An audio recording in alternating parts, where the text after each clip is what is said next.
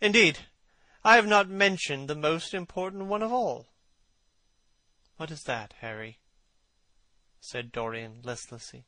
"Oh, the obvious one. Taking someone else's admirer when one loses one's own. In good society, that always whitewashes a woman. But really, Dorian, how different Sybil Vane must have been from all the women one meets. There is something to me quite beautiful about her death. I'm glad I'm living in a century when such wonders happen. They make one believe in the reality of the things that shallow, fashionable people play with, such as romance, passion, and love. I was terribly cruel to her, you forget that.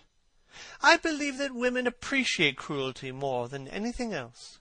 They have wonderfully primitive instincts. We have emancipated them, but they remain slaves looking for their masters all the same. They love being dominated. I'm sure you were splendid. I've never seen you angry, but I can fancy how delightful you looked. And, after all, you said something to me the day before yesterday that seemed to me at the time to be mere fanciful, but that I see now was absolutely true, and it explains everything." "What was that, Harry?" "You said to me that Sybil Vane represented to you all the heroines of romance. That she was Desdemona one night, and Ophelia the other. That if she died as Juliet, she came to life as Imogen." "She will never come to life again now," murmured the lad, burying his face in his hands. "No, she will never come to life. She has played her last part. But you must think of that lonely death in the tawdry dressing-room simply as a strange, lurid fragment from some Jacobean tragedy, as a wonderful scene from Webster, or Ford, or Cyril Tourneur. The girl never really lived, and so she has never really died. To you, at least, she was always a dream, a phantom that flitted through Shakespeare's plays and left them lovelier for its presence. A reed through which Shakespeare's music sounded richer and more full of joy. The moment she touched actual life, she marred it, and it marred her, and so she passed away. Mourn for Ophelia, if you like. Put ashes on your head because Cordelia was strangled. Cry out against heaven because the daughter of Brabantio died. But don't waste your tears over Sybil Vane. She was less real than they are." There was a silence. The evening darkened in the room. Noiselessly, and with silver feet, the shadows crept in from the garden. The colors faded warily out of things. At some time Dorian looked up. "You have explained to me myself, Harry," he murmured, with something of a sigh of relief. "I felt all that you have said, but somehow I was afraid of it, and I could not express it to myself. How well you know me! But we will not talk again of what has happened. It has been a marvelous experience, that is all. I wonder if life has still in store for me anything as marvelous." "Life has everything in store for you, Dorian. There is nothing that you, with your extraordinary good looks, will not be able to do. But suppose, Harry, I become haggard, and grey, and wrinkled, what then?"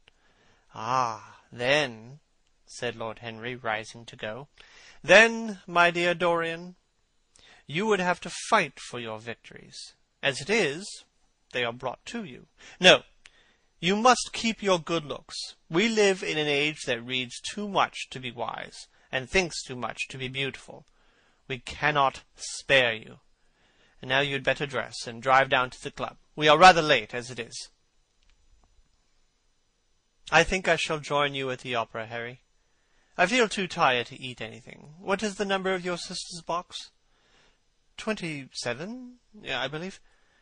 "It is on the grand tier. You will see her name on the door. But I'm sorry you won't come and dine." "I don't feel up to it," said Dorian wearily.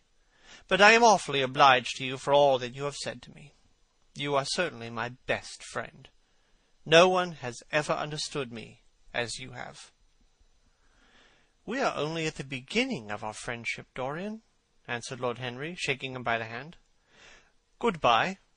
I shall see you before 9:30, I hope. Remember, Patty is singing." As he closed the door behind him, Dorian touched the bell, and in a few minutes Victor appeared with lamps and drew the blinds down. He waited impatiently for him to go. The man seemed to take an interminable time about everything. As soon as he had left, he rushed to the screen and drew it back. No, there was no further change in the picture. It had received the news of Sybil Vane's death before he had known it himself. It was conscious of the events of life as they occurred. The vicious cruelty that marred the fine lines of the mouth had, no doubt, appeared at the very moment that the girl had drunk the poison, whatever it was. Or was it indifferent to results? Did it merely take cognizance of what had passed within the soul, he wondered, and hoped that some day he would see the change taking place before his very eyes, shuddering as he hoped it. Poor Sybil! What a romance it had all been! She had often mimicked death on the stage, and at last Death himself had touched her, and brought her with him. How had she played that dreadful scene? Had she cursed him as she died? No. She had died for love of him, and love would always be a sacrament to him now. She had atoned for everything by the sacrifice she had made of her life. He would not think any more of what she had made him go through that horrible night at the theatre. When he thought of her, it would be a wonderful tragic figure to show love had been a great reality. A wonderful tragic figure. Tears came to his eyes as he remembered her childlike look and winsome, fanciful ways and shy, tremulous grace. He wiped them away hastily, and looked again at the picture. He felt that the time had really come for making his choice. Or had his choice already been made? Yes, life had decided that for him. Life, and his own infinite curiosity about life. Eternal youth, infinite passion, pleasures subtle and secret, wild joys and wilder sins. He was to have all these things. The portrait was to bear the burden of his shame. That was all. A feeling of pain came over him as he thought of the desecration that was in store for the fair face on the canvas.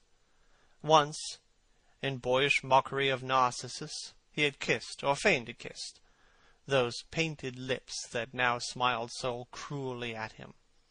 Morning after morning he had sat before the portrait, wondering at its beauty, almost enamored of it, as it seemed to him at times. Was it to alter now with every mood to which he yielded? Was it to become a hideous and loathsome thing, to be hidden away in a locked room, to be shut out from the sunlight that had so often touched to brighter gold the waving wonder of the hair? The pity of it! The pity of it! For a moment he thought of praying that the horrible sympathy that existed between him and the picture might cease. It had changed in answer to a prayer, perhaps in answer to a prayer it might remain unchanged. And yet, who, that knew anything about life, would surrender the chance of remaining always young, however fantastic that chance might be, or with what fateful consequences it might be fraught? Besides, was it really under his control? Had it indeed been prayer that had produced the substitution? Might there not be some curious scientific reason for it all? If thought could exercise its influence upon a living organism, might not thought exercise an influence upon dead and inorganic things? Nay, without thought or conscious desire, might not things external to ourselves vibrate in unison with our moods and passions, atom calling to atom in secret love or in secret affinity? But the reason was of no importance. He would never again tempt by a prayer any terrible power.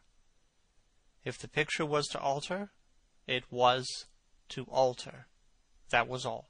Why inquire too closely into it? For there would be a real pleasure in watching it. He would be able to follow his mind into its secret places. This portrait would be to him the most magical of mirrors.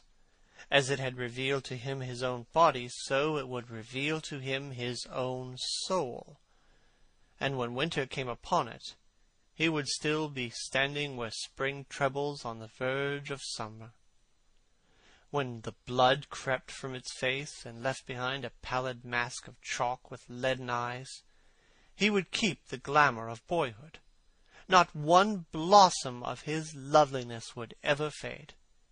Not one pulse of his life would ever weaken. Like the gods of the Greeks, he would be strong and fleet and joyous. What did it matter what happened to the colored image on the canvas? He would be safe. That was everything. He drew the screen back into its former place in front of the picture, smiling as he did so, and passed into his bedroom, where his valet was already waiting for him. An hour later, he was at the opera, and Lord Henry was leaning over his chair. End of Chapter 6 of The Picture of Dorian Gray.